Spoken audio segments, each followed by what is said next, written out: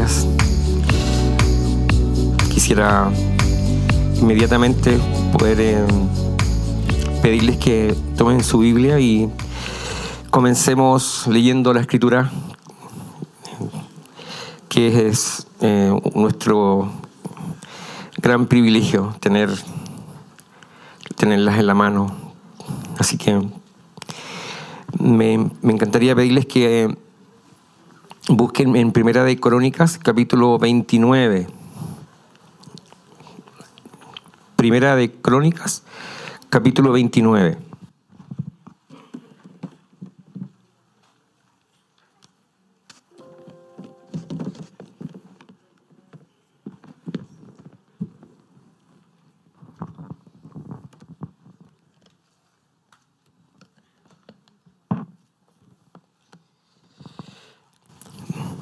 Bien, gracias. Hay una presentación de apoyo que podrá ayudarnos a seguir la secuencia de lo que quiero compartir esta mañana. Y entonces,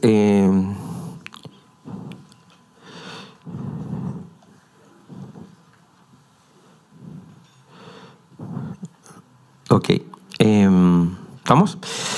Entonces, Primera de Crónicas 29 y en el versículo 11 en adelante, aunque en la diapositiva solo aparece el versículo 11, pero voy a leer unos trozos más de esta sección. Y me encantaría, antes de la lectura, que pudiéramos orar, porque cuando leemos la Biblia, lo que estamos leyendo es lo que Dios habló. Y gracias.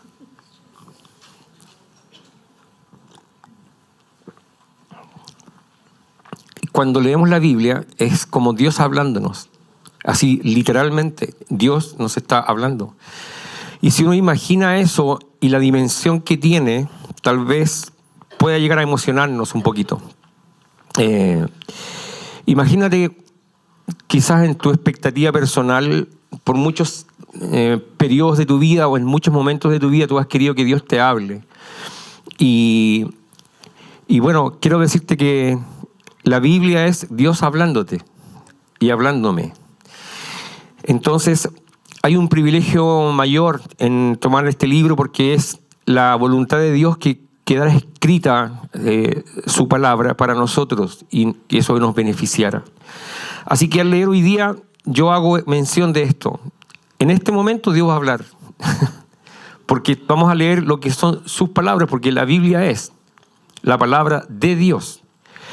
Y la centralidad que tiene la palabra de Dios en el culto religioso necesitamos ponerla en alta expectativa. Aquí, cuando decidimos que vamos a poner en la liturgia un tiempo para exponer la palabra de Dios, lo que estamos diciendo es, queremos que Dios le hable a su pueblo, a sus hijos e hijas. Entonces, yo quiero ponerle etiqueta elegante a la lectura de la palabra de Dios, para que tú sepas y puedas percibir espiritualmente que Dios te quiere hablar y Dios me quiere hablar. Entonces yo quiero invitar que oremos para que se te abra el corazón, para que se abra el entendimiento y podamos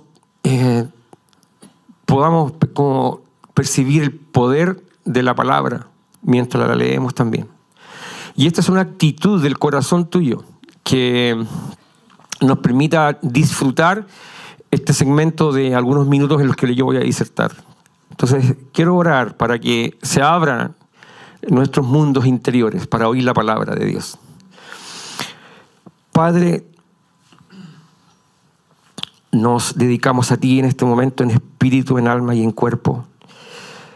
Queremos pedirte que abras los ojos de nuestro entendimiento, que nuestras emociones y nuestra intelectualidad sea tocada por el Espíritu Santo, autor de la palabra, inspirador de esta palabra maravillosa. Queremos, Señor, que este momento sea un momento santo, donde podamos apreciar la envergadura de tu gran amor expresado en palabras, cuando nos hablas en estos libros de la Biblia. Señor, nos dedicamos a ti y pedimos ser tocados por esta palabra en lo más profundo de nosotros. Amén. Amén. Bien, entonces leeré: tuyos, oh Señor, son la grandeza, el poder, la gloria, la victoria y la majestad. Todo lo que hay en los cielos y en la tierra es tuyo, oh Señor, y este es tu reino. Te adoramos como el que está por sobre todas las cosas. La riqueza y el honor solo vienen de ti, porque tú gobiernas todo. El poder y la fuerza están en tus manos. Oh Dios nuestro, te damos gracias y alabamos tu glorioso nombre. Estamos aquí solo por un momento, visitantes y extranjeros en la tierra, al igual que nuestros antepasados. Nuestros días sobre la tierra son como una sombra pasajera. Pasan pronto sin dejar rastro. Y así continúa este capítulo. Y esta fue una oración expresada por el rey David al momento de edificar el templo. Empezaron las ofrendas y todo eso, y él expresa esta oración: tuya es, oh Señor, la magnificencia y el poder, la gloria, la victoria y el honor. Tuyo, oh Señor, es el reino, y tú eres excelso sobre todos. Esto es una frase del Antiguo Testamento, pero en el Nuevo Testamento,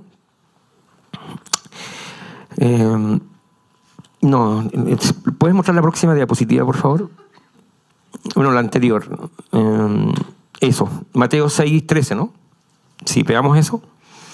En Mateo 6:13, si ustedes lo buscan, eso también es parte de una oración modelo.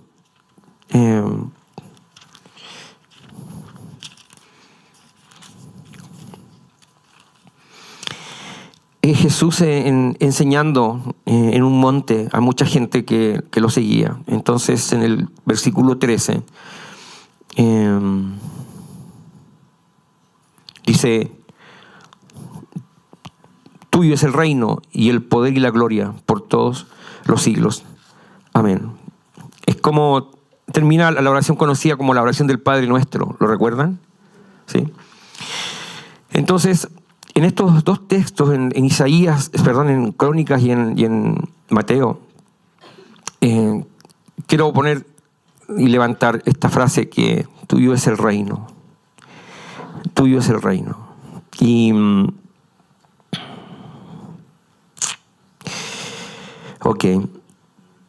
Y de lo que quiero hablar justamente es esto del reino de Dios, ¿ya?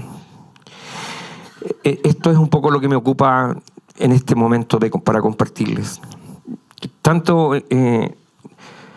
Hay tanto material en el Antiguo Testamento acerca del reino de Dios.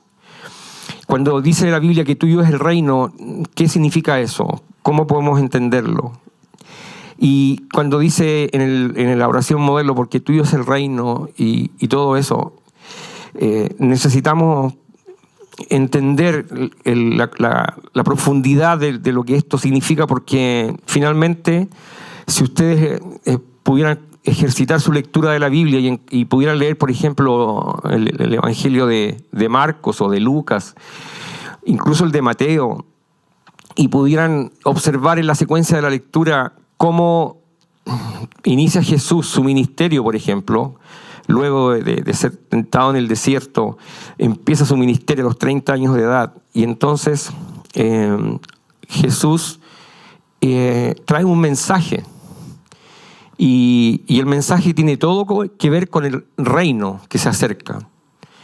Entonces, hablar de reino de Dios, hablar de reino de Cristo, hablar de reino es algo que es focal en la Escritura, es central para el pueblo de Dios.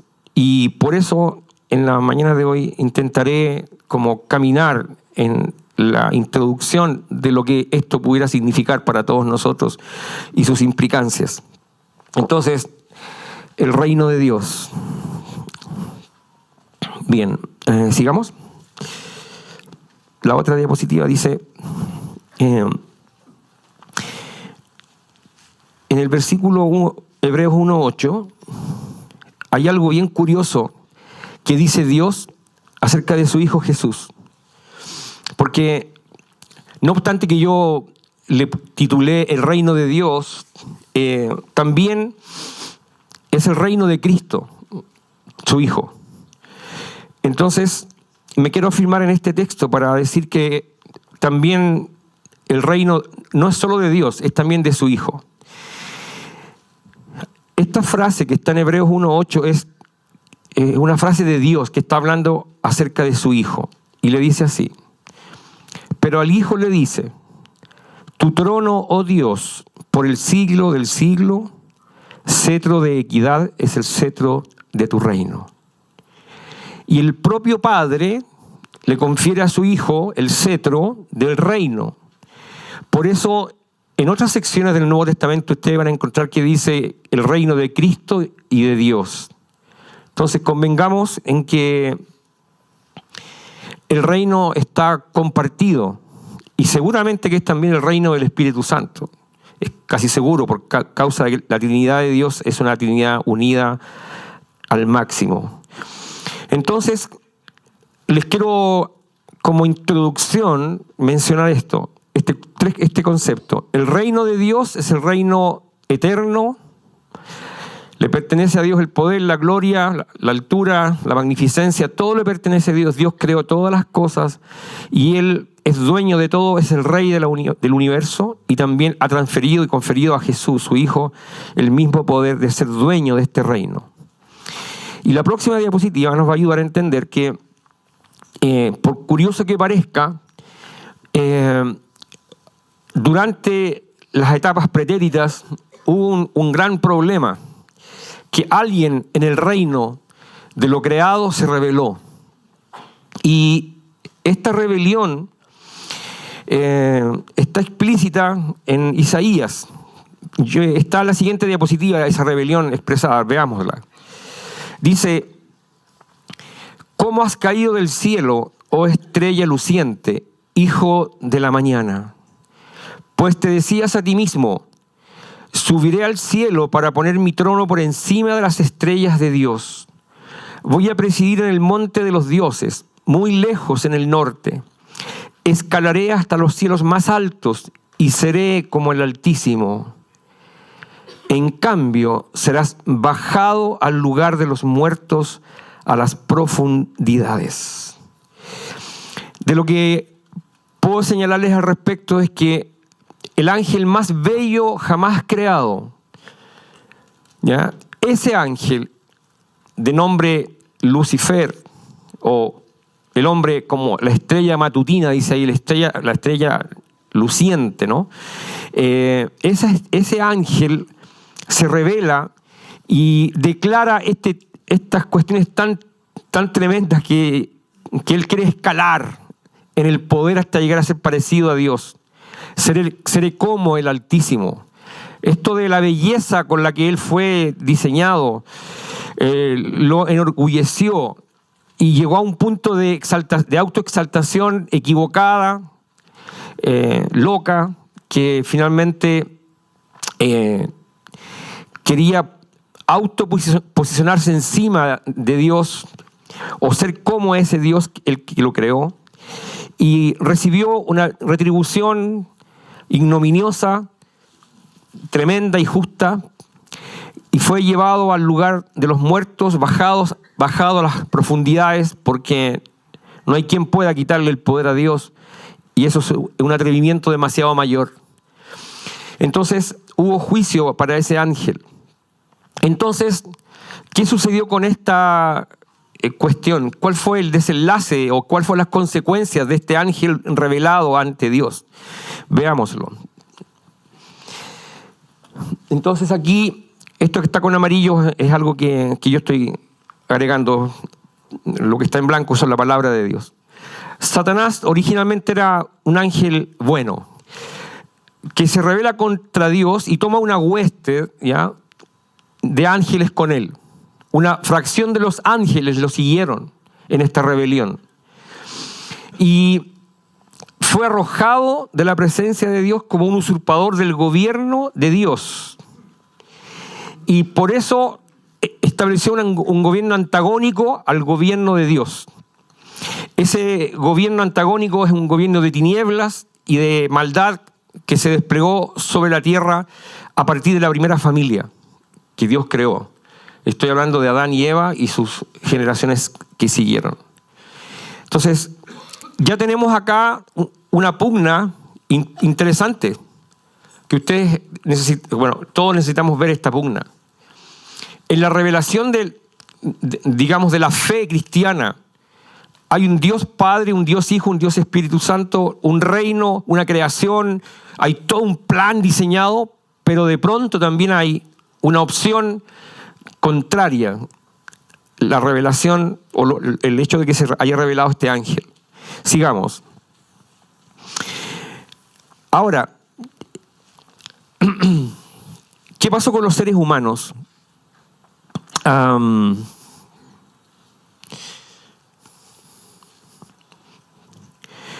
Dice que Dios creó a Adán y Eva, los creó a su imagen y los colocó en el huerto. Y lo que Dios esperaba, el plan de Dios era que estos seres creados, Adán y Eva, pudieran mantener una devoción a Dios, como ocurría en el huerto de Edén, de manera que el gobierno de Dios se estableciera ahora hacia seres humanos. Por eso Él crea entonces a los seres humanos con esta particularidad espiritual. Un huerto particular, un lugar donde vivir, donde poder trabajar, donde poder relacionarse entre ellos. Y de pronto todo estaba en orden. El orden era pleno y total.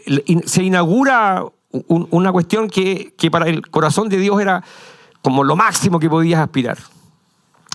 Pero como ya estaba esta oposición del gobierno antagónico de las tinieblas, Satanás entonces toma parte en este proceso y genera el caos a través de esta serpiente que está en Génesis 3 y que finalmente viene a tentar a Eva y Adán, y se produce entonces la caída y con eso la muerte. Veamos lo que sigue, por favor. Entonces aquí hay un engaño.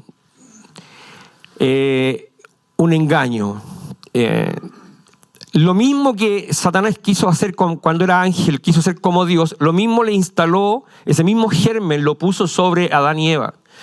Porque Satanás le dice, a través de la serpiente a Eva, le dice, oye, no coman nomás, porque en realidad si ustedes comen no va a pasar tanto. Es como le dice, ustedes van a ser como Dios.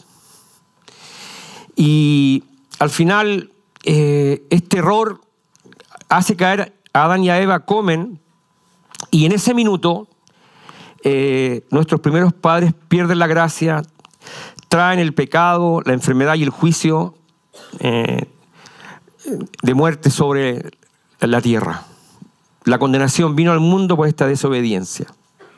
Y el ser humano cae estrepitosamente en este caos de tentación y ¿puedes retroceder un poquito? Gracias.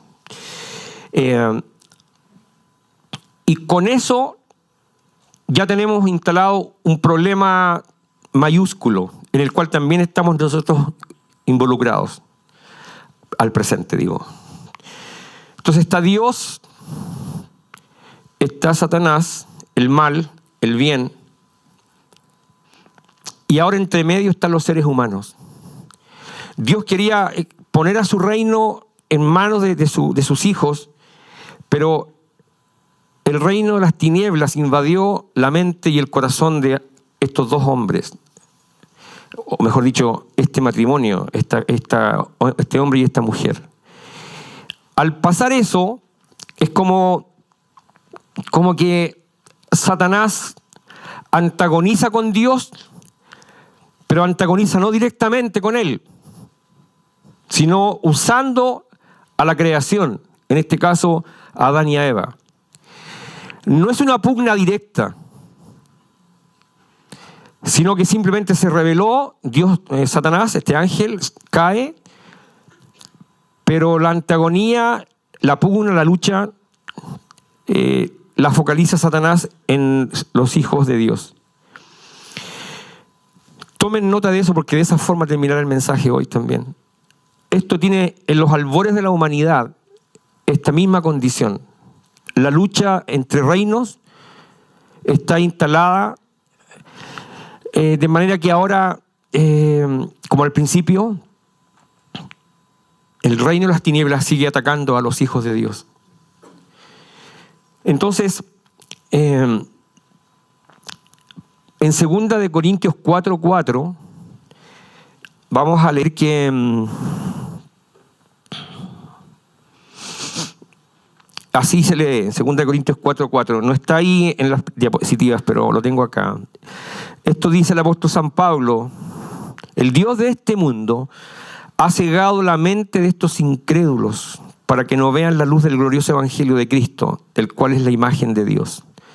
Y aquí se bautiza a Satanás como el Dios de este mundo.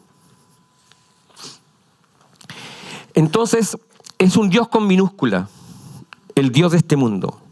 Satanás se convierte entonces con este nuevo apelativo, se convierte en el Dios de este mundo. Y el Dios de este mundo es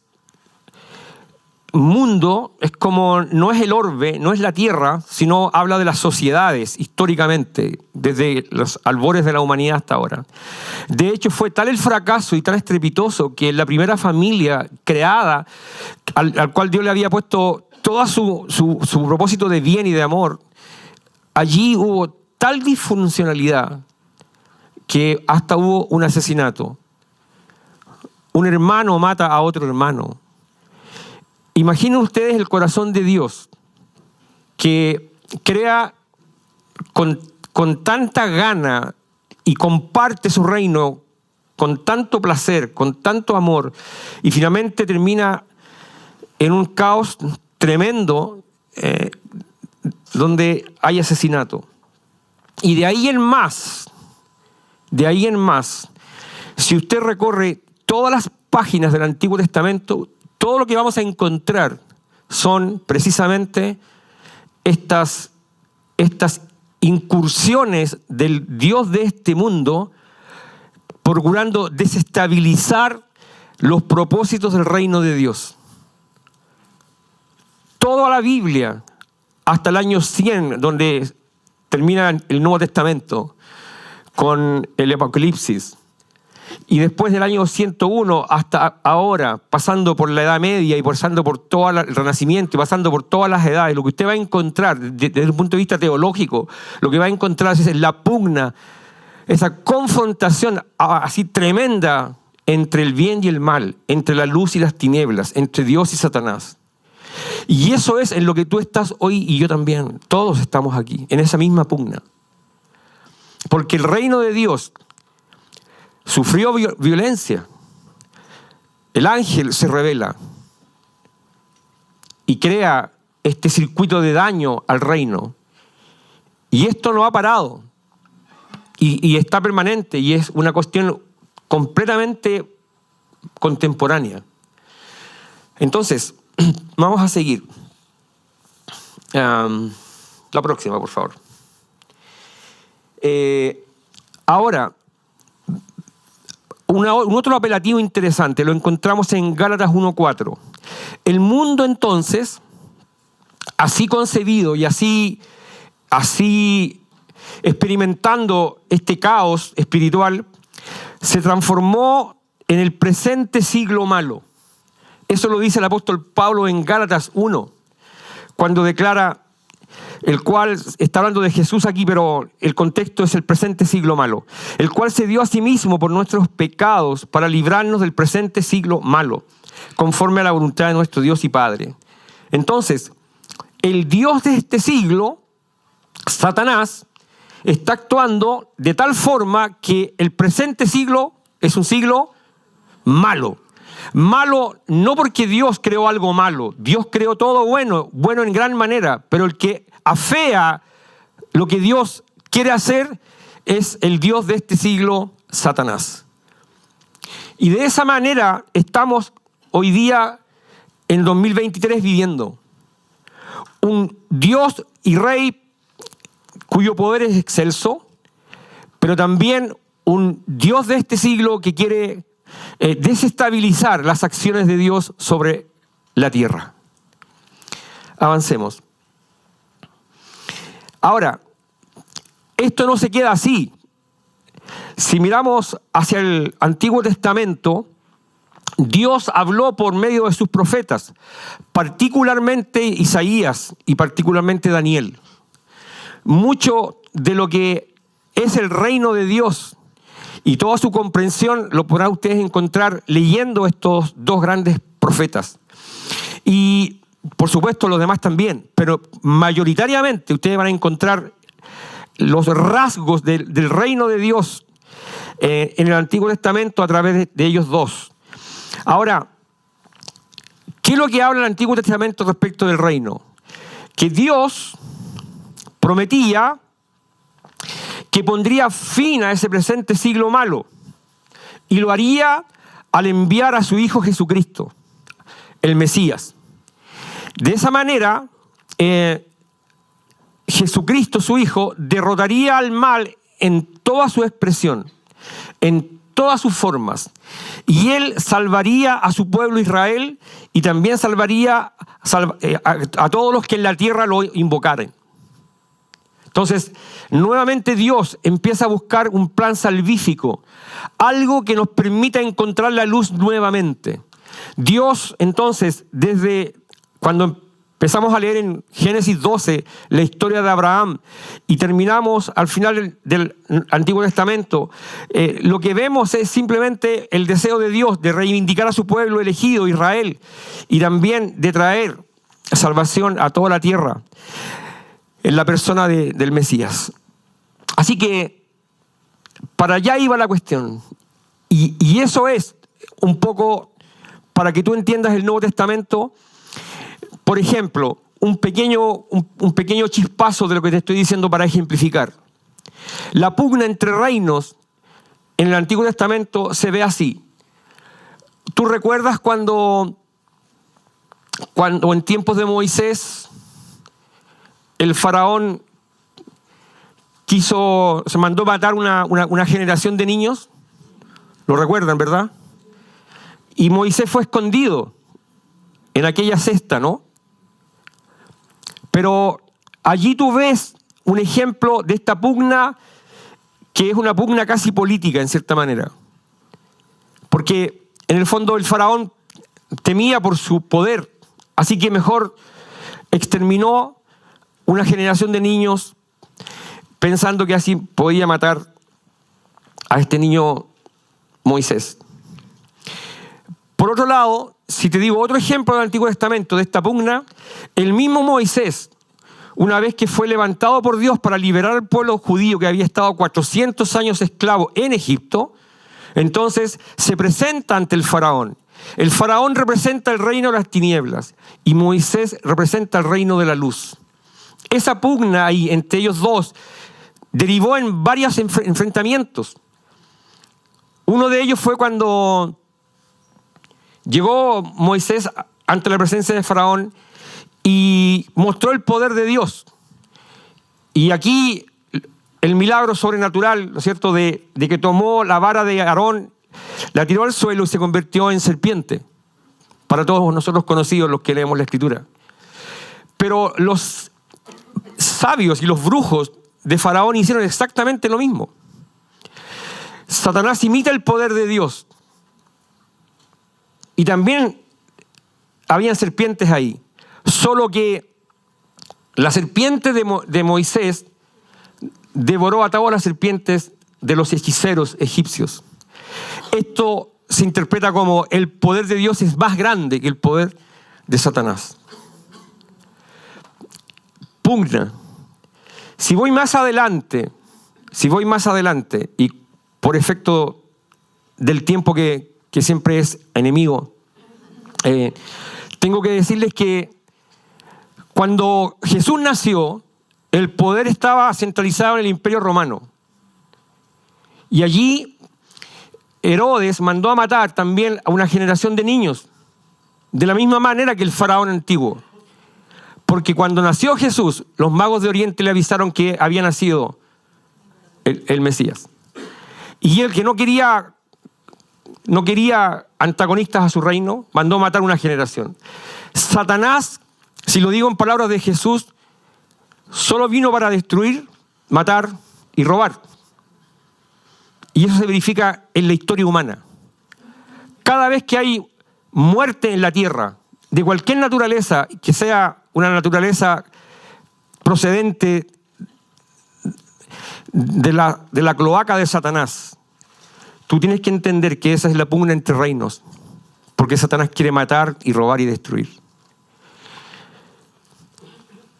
Y así, como está esta pugna entre reinos, el reino de Dios se quiere establecer, el reino de los humanos, el reino de Satanás, el presente siglo malo, todo eso fluye constantemente. Avancemos. Bueno, de pronto Jesús aparece en la escena. Estamos ya en los albores del año 30. Y dice Jesús en la sinagoga: el Espíritu del Señor está sobre mí porque me ha ungido para anunciar buenas nuevas a los pobres. Me ha enviado para proclamar libertad a los presos y dar vista a los ciegos, para poner en libertad a los oprimidos, para proclamar el año del favor del Señor. Lucas 4. Está en la sinagoga, que tiene 30 años. Y es impresionante. Y él dice: esta escritura se ha cumplido hoy aquí. Entonces, aquí entra apoteósicamente este gran Mesías que se estaba anunciando por siglos y siglos. Y llega aquí y lee y dice: este soy yo. La próxima, por favor. Entonces, ahí está esto que yo estaba expresando de Jesús y Herodes, ¿se acuerdan? Cuando Jesús nace. Pero ¿para qué vino Jesús? Y aquí una esperanza para ti y para mí. Vino así, para esto apareció el Hijo de Dios, para deshacer las obras del diablo. Y yo quiero preguntar, me pregunto a mí mismo, disculpa, no quiero parecer como que yo estoy fuera del circuito de lo que Dios quiere hacer. Como predicador, quiero hablar incluyéndome. Pero me asiste esta pregunta: ¿cuánto de las obras del diablo, por decirlo de alguna forma, se han deshecho en mí? ¿Cuánto del presente siglo malo y sus influencias están en mí? ¿Cuánto de mi pasado está afectando la obra de Dios? ¿Cuánto de mi presente no está consagrado a la fe del reino? ¿Cuánto del reino de tinieblas reside en mí? ¿Cuánto del reino de la luz reside en mí? En nosotros ahora. Y esto es algo que tenemos que preguntarnos en este contexto. Porque nuestra teología de reino indica, el reino de Dios quiere hacer cosas. Porque para eso vino Jesús, para instalar el reino. Pero para instalar el reino de Dios hay que desactivar al reino de las tinieblas y deshacer las obras de Satanás. Sigamos. En fin, Jesús comisionó a sus discípulos para proclamar su reino al final de todo el periodo y dijo: donde quiera que vayan, prediquen este mensaje, porque el mensaje es: el reino de los cielos se ha acercado, está cerca. Y esto fue lo que hicieron los discípulos. Avancemos, por favor.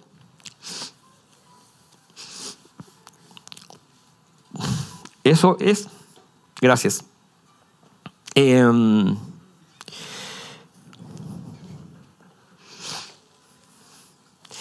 Ya. Entonces, quiero poner esas dos flechas en oposición porque hay una confrontación. Los poderes del siglo venidero con el presente siglo malo. Entonces, el siglo venidero está como una frase de Hebreos. Dice la Biblia, los que han probado los poderes del siglo venidero. Esos somos nosotros. Ahora, atención, presente siglo malo es hoy. Poderes del siglo venidero es cuando irrumpe el reino de Dios sobre nosotros. Y esta pugna entre el siglo venidero, el poder de Dios que está vigente, que sigue siendo rey y que sigue reinando encima de la humanidad, se confronta con el presente siglo malo constantemente. Y entonces esta confrontación es algo en lo que nosotros estamos constantemente también experimentando, tanto tú como yo y como todos los creyentes. Avancemos la próxima.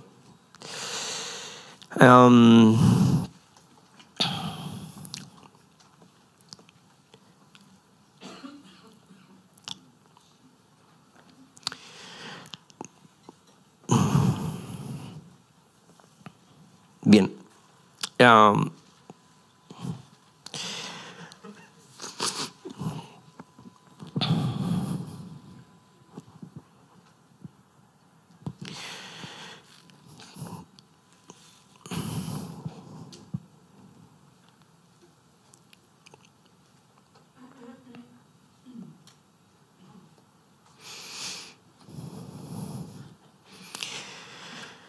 Quiero leer un párrafo de la Escritura en 1 de Pedro 5:8. No está allí en la presentación, pero está aquí en la Biblia. 1 de Pedro 5:8.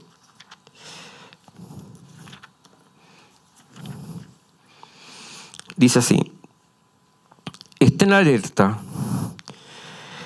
cuídense de su gran enemigo, el diablo, porque anda al acecho como león rugiente, buscando a quien devorar. Ahí salió, qué bueno. Estén alerta, cuídense de su gran enemigo, el diablo, porque anda al acecho como un león rugiente. Y entonces, esto explica la teología nuestra. Todos nosotros aquí, o la gran mayoría de nosotros acá, hemos experimentado el poder de Dios y nos hemos acercado a Él. Pero claramente y hidalgamente tenemos que ser reconocedores de que hemos sido abordados por el presente siglo malo y Satanás nos empieza a molestar y a molestar y a molestar constantemente. Y creo que eso es universal.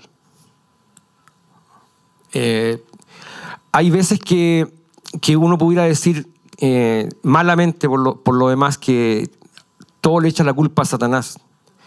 Ese tipo de creyente está un poquito equivocado. Y también hay quienes no conceden el valor real de la existencia de Satanás, que también es equivocado. Para nosotros los creyentes de todo el mundo, que somos seguidores de Jesús, Satanás es real, porque lo declara la Escritura y la Escritura no miente.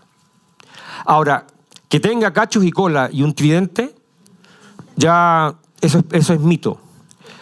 Pero que es realidad, es realidad. Ahora, tú nomás sabes, porque lo has experimentado,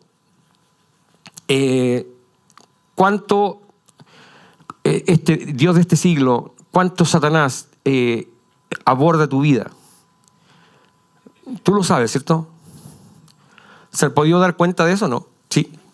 ¿Cuánto te afecta? Ahora, esto no es... tiene muchos ribetes. Cómo Satanás ruge a tu alrededor. Para mí, como testimonio, solamente para que ustedes lo sepan como testimonio, solamente porque me pasó anoche nada más, pero anoche yo tuve el último ataque satánico, así fuerte, creo yo. Fuerte, yo no me di cuenta en su minuto. Pero era así horrendo.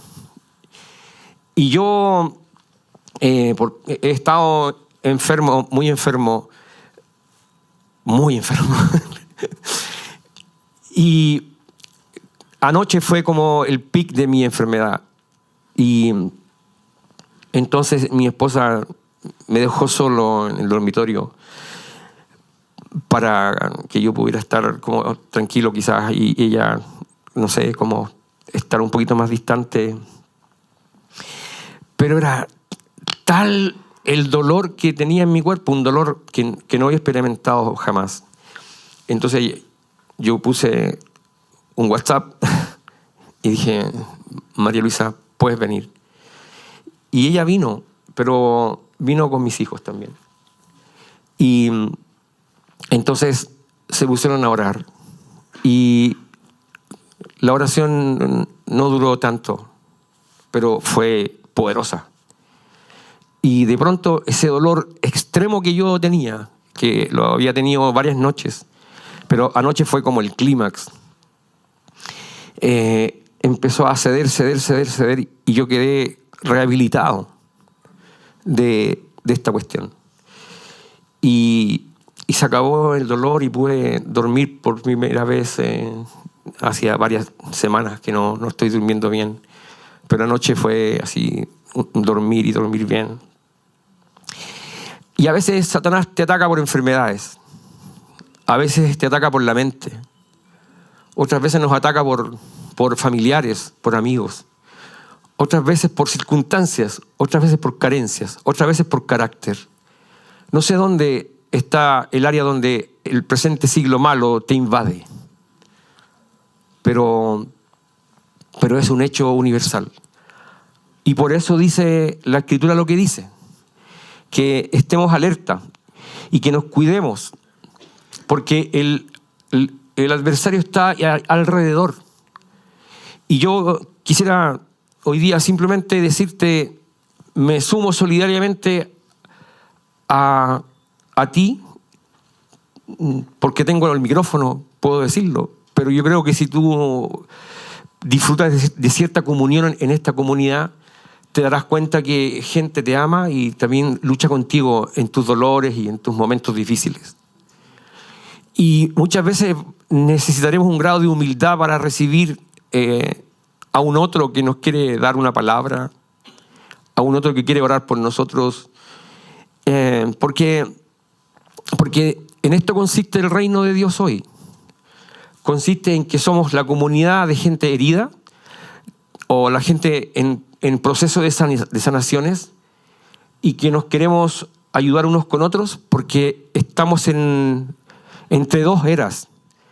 La era del reino que ya vino en Jesús y que quiere irrumpir en nuestra vida para santidad, para pureza, para buena onda, para vida, para felicidad.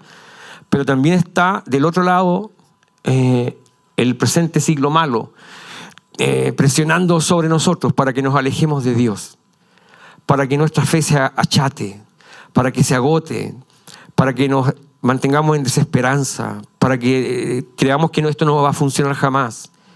Entonces, esta pugna está ahí. Y esta teología que tenemos de sufrimiento y de poder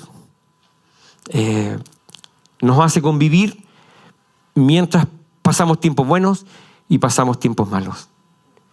Estamos, como dice ahí en la última diapositiva, somos instrumentos del reinado de Dios, confrontando y destruyendo el mal en todas sus formas. Somos la iglesia de Dios y que avanzamos por el bien de este mundo, siendo una iglesia que quiere ser victoriosa en Jesús y que entiende que Jesús ya logró vencer a Satanás. Incluso cuando muere Jesús, desciende hacia abajo, desciende al infierno mismo, y él levantado en victoria. Y él venció al último y postrer enemigo, que es la muerte. Entonces, aun si nos morimos, dice el apóstol Pablo con toda la seguridad que le asiste su fe, para él morimos. Y si vivimos, para él vivimos. Entonces la muerte ya también es un enemigo derrotado. Y en ese contexto es cuando yo anoche pensaba así, como estos pensamientos me pasaron por la cabeza. ¿Te han pasado a ti pensamientos? Seguramente, porque es universal, ¿cierto? Muy malos pensamientos. Anoche se me pasó por la mente que me iba a morir. Y así como estaba, Larry, esto es, como esto es. Y yo me quería entregar, así como ya no puedo seguir sufriendo este dolor. Era horrible, así como semana tras semana tras semana. Y yo vuelvo a ratificarles que la manera en la cual luchamos contra todas estas cuestiones es también con las confianzas que nos asisten de haber creído en Dios.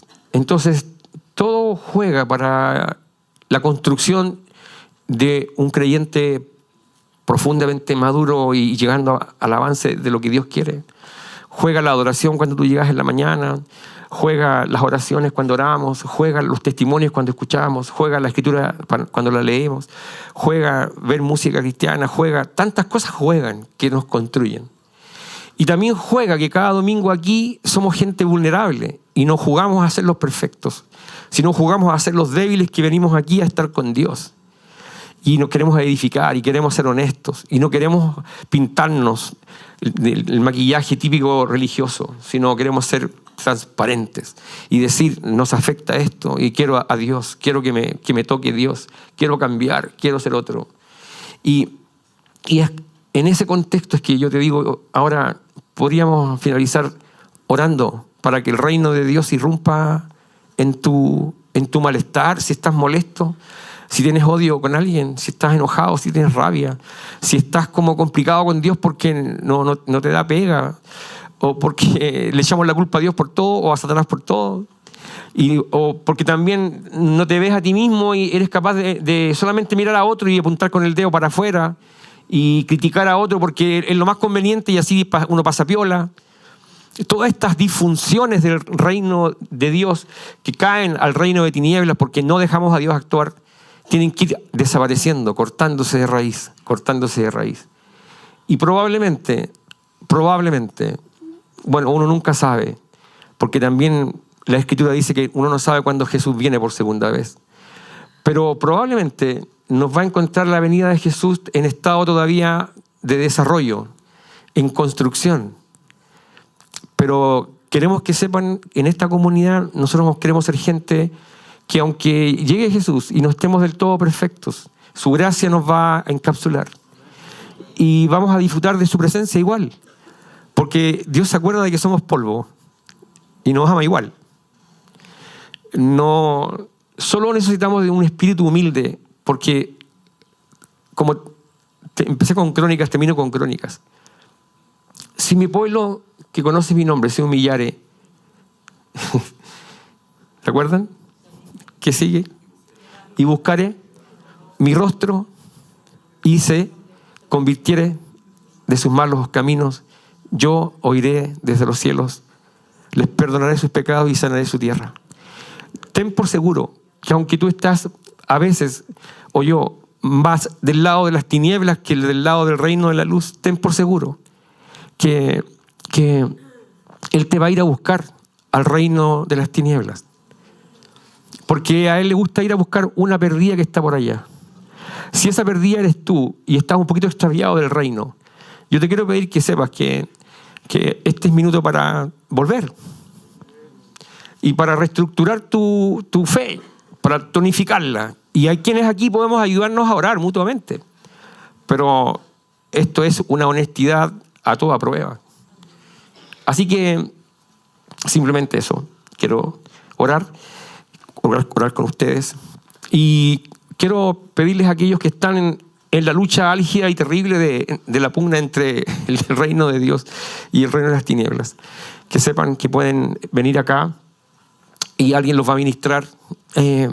Alguien va a ayudarte para que tú, al abrir tu corazón, entre penetrante un rayo de luz que pueda restituir aquello que está equivocado, que está malo, que no está bien, que está deficitario, que te viene adolorido, que te afecta.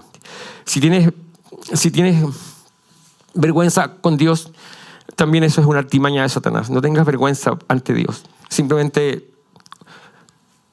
vengamos a Él en esa actitud de: yo quiero, Señor, estar en el reino de la luz. Ya no quiero más tinieblas en mi corazón. Quiero recibir el reino de Dios, que tenga el poder y la fuerza en mí para que me cambie definitivamente y que yo pueda avanzar. Así que inclina tu rostro y ora por ti mismo.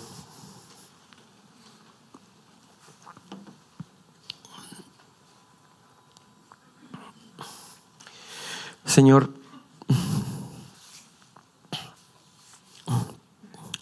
Rey de este mundo, Dios bueno y maravilloso, perdónanos por no verte siempre como tú quieres que te veamos, el Rey grande y poderoso en batallas, gigante Dios, que tiene poder para transformar, para hacer de la nada todo. El Dios para el cual no hay nada imposible. Perdónanos por hacerte tan chiquitito y no poder ver los poderes de tu reino actuando. Hoy, Señor, yo quiero rogarte por la congregación que está acá, por los hermanos que están aquí, por esta comunidad cristiana, Señor, que quiere ser una comunidad de amor, para que los que están con sus rodillas paralizadas, Señor, sean afirmadas esas rodillas. Para los que han cedido sus espacios espirituales y los han botado a la basura por migajas, que sean levantados, Señor.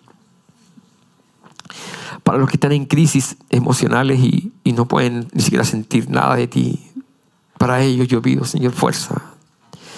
En el nombre de Jesús, pido que el reino se manifieste aquí, en este mismo momento, Señor, que el Espíritu Santo empiece a pasearse entre medio y ministre al que está enfermo, Señor, y puedas tú sanar al que está adolorido. Padre, encuéntrate con los que están afectados y sobre ellos pon tu mano de amor, Señor. Espíritu Santo, tú que vives entre nosotros, articula tu estrategia de defensa de tus hijos. Que los hijos de Dios sean defendidos de los ataques frontales de Satanás. Y que vivamos el reino de Dios y podamos expulsar el reino de tinieblas. Y así como Jesús, tú viniste para deshacer las obras del diablo, nos des la fuerza para deshacer las obras del diablo en nosotros, Dios. Y ser capaces de enfilar a un rumbo nuevo, Señor. Padre, en el nombre de Jesús, ministra tú a los débiles, a los que estamos flacos, Dios, a los que nos cuesta, a los que nos miramos bien, a los que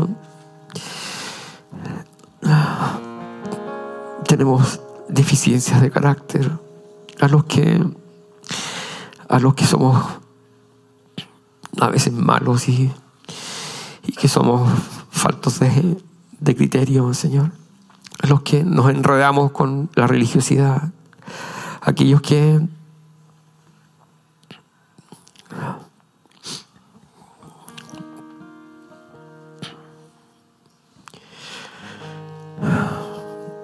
herimos a otros, Señor. Padre, ven y sana la tierra de la viña Ágape. Mucho más todavía, Dios. Y tu reino invada nuestra tiniebla. Gracias, Dios, por lo que estás haciendo en este momento.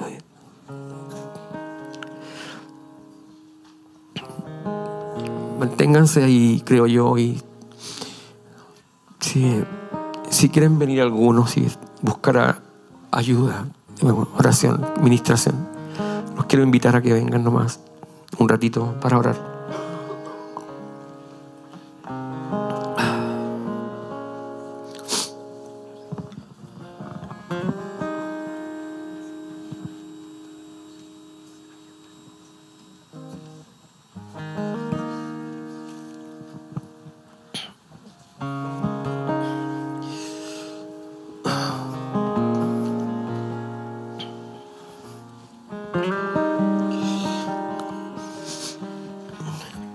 Ahora es un buen tiempo para que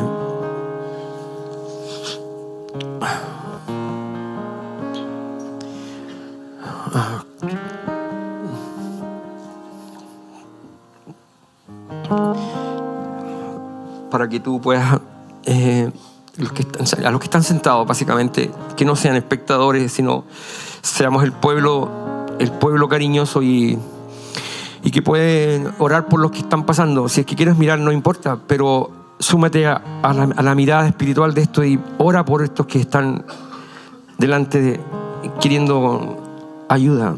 Y ora, intercede y hagamos familia. Hagamos familia. Sé familia y ayuda a orar por otros. Y si quieres venir a orar por alguien, y por favor, ayúdanos a orar por alguien. Toma la determinación de ser parte de la solución. Vengan a orar y imponer las manos sobre las personas que están adelante. Porque es importante eso, ser familia. Ahí. Señor, oro, Dios, porque sean ministrados los que están aquí adelante y reciban, Señor, la respuesta de la que vinieron a buscar. En el nombre de Jesús, Dios.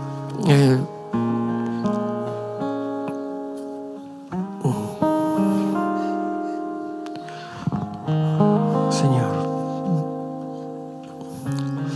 venga tu reino, Dios. Venga tu reino, Dios.